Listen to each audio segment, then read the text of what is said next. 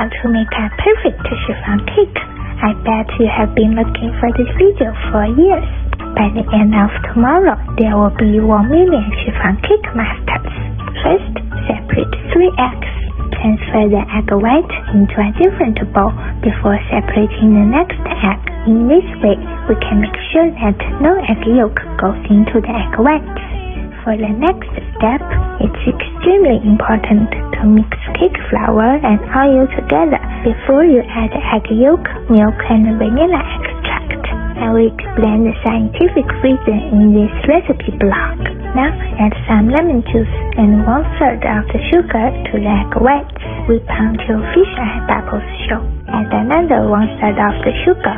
Whip until mosquito eye bubbles show. Add the rest of the sugar. Keep whipping, and this is what we mean by soft peak.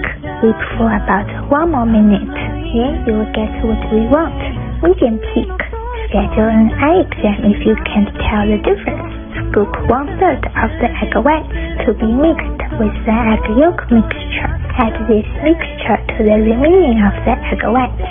Fold gently until the color looks even. Now, which cake pan should we use? I know my followers are the smartest.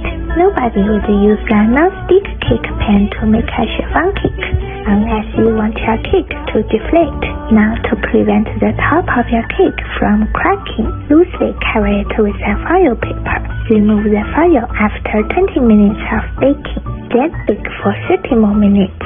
Most people only show you the back side of their cakes because they don't know how to make the top side perfect as mine. Our chiffon cake is 360-degree perfect. Who are we? Chiffon cake masters.